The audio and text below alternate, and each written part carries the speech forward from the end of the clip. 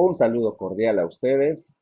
Mi nombre es Jonás Caleb Tijona Gutiérrez, estudiante de la Universidad Nacional Amazónica de Madre de Dios, de la carrera de Ingeniería Forestal y Medio Ambiente, del curso de Fisiología Vegetal, dirigido por el doctor Germán Eber Correa Núñez. El título de este artículo se denomina Plant Signaling in Biotic and Abiotic Stress. Señalización de plantas en el estrés biótico y abiótico. Introducción. El clima de nuestro planeta está cambiando y con él las condiciones de crecimiento de los cultivos y animales de los que dependemos. Estos cambios amenazan nuestro suministro de alimentos, lo que requiere una comprensión y una acción informada de nuestra parte. Condiciones como las olas de calor o frío, la sequía o las inundaciones afectan directamente al crecimiento de los cultivos, así como alteran sus interacciones con los patógenos. Además, algunos de estos cambios pueden ocurrir simultáneamente, resultando en impactos devastadores para nuestra economía. La forma en que nos preparamos para esos cambios y tratamos de mitigar su impacto depende directamente de nuestra comprensión de los mecanismos básicos que subyacen a la interacción de las plantas con diferentes tensiones bióticas y abióticas, así como de su combinación. Palabras clave. Estrés abiótico. Se refiere a los factores ambientales que alteran los procesos fisiológicos y metabólicos de las plantas. Estrés biótico. Generalmente es ocasionado por la planta por la acción de seres vivos como animales, malezas, alelopatía, insectos, bacterias, hongos, virus, nemátodes y también los seres humanos. Señalización luminosa. Una señal emitida por medio de un dispositivo formado por materiales transparentes o translúcidos, iluminados desde atrás o desde el interior, de tal manera que aparezca por sí misma como una superficie luminosa. Fijación de nitrógeno o fijación biológica de nitrógeno. Es la reducción de nitrógeno a amonio llevado a cabo por bacterias de vida libre o en simbiosis con algunas especies vegetales. Podrían ser leguminosas y algunas leñosas no leguminosas. Los organismos capaces de fijar nitrógeno se conocen como diazótrofos. Fosforilación. La fosforilación es la adición de un grupo fosfato a cualquier otra molécula en el metabolismo. La fosforilación es el mecanismo básico de transporte de energía desde los lugares donde se produce hasta los lugares donde se necesita. Nutrientes vegetales. Los nutrientes son las sustancias químicas que contienen los alimentos que consumimos, de los cuales obtenemos la energía necesaria para realizar todo tipo de función vital y tener una vida sana. Son sustancias químicas formadas por moléculas unidas fuertemente entre sí. Receptores. El término receptores designa a las proteínas o glicoproteínas que permiten la interacción de determinadas sustancias con los mecanismos del metabolismo celular.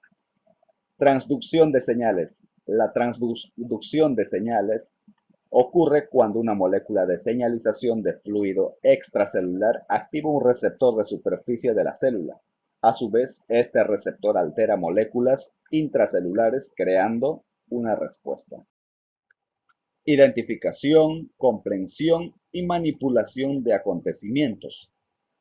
La identificación y manipulación de un factor de transcripción, que lo vamos a conocer con las letras TF, o de otra proteína reguladora que funciona en las primeras etapas de un regulador de la respuesta de defensa o de aclimatación a menudo, hará que las plantas sean mucho más tolerantes al estrés que la manipulación de una enzima o una proteína que forma parte de ese regulador.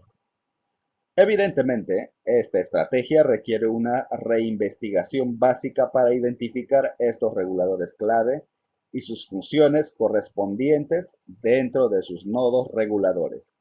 Sin embargo, de cara al futuro, una preocupación importante es que no comprendemos plenamente cómo pueden interactuar entre sí los nodos reguladores individuales para causar resultados beneficiosos o indeseables en condiciones combinatorias o de estrés más complejas.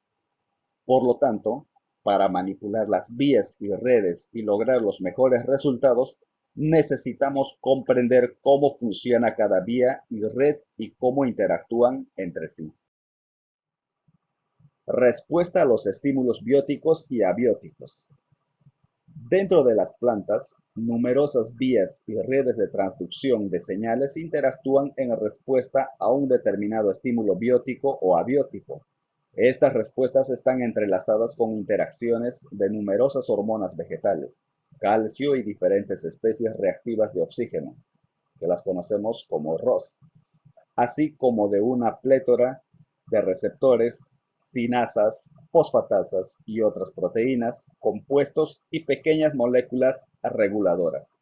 Se cree que la integración de diferentes señales originadas en diferentes compartimentos subcelulares en condiciones diferentes para orquestar y coordinar las redes y mecanismos de regulación epigenética, transcripcional y post-transcripcional requieren complejos unidos a la membrana y no unidos a la membrana que comprenden muchas proteínas diferentes.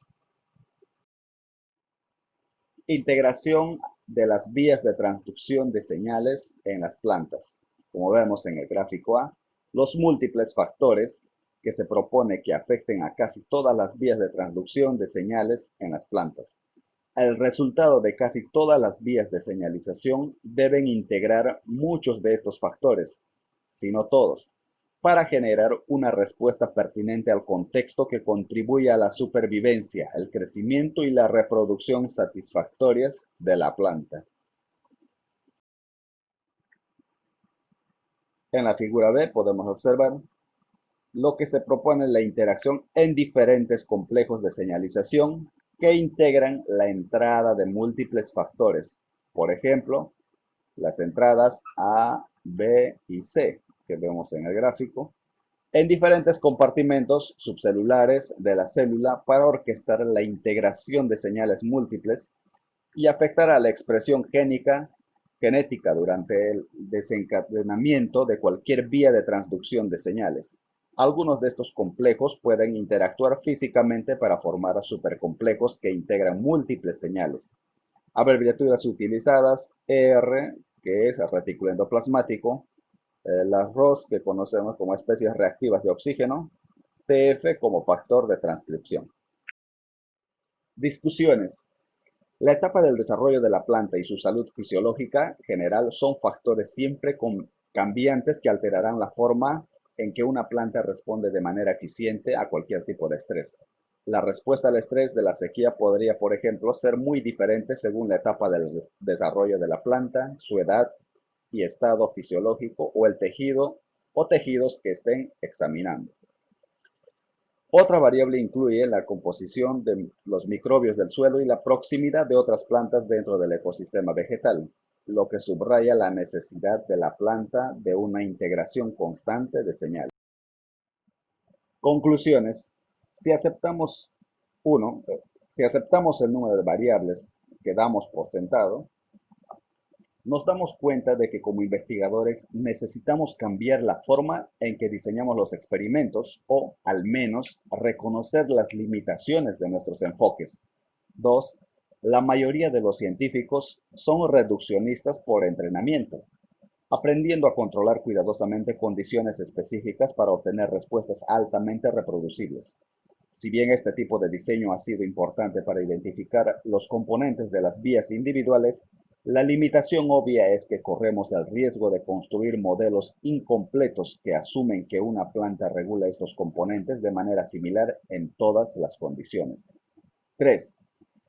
Como comunidad de investigación, tenemos que aceptar la importancia de explorar el más complejo mundo real.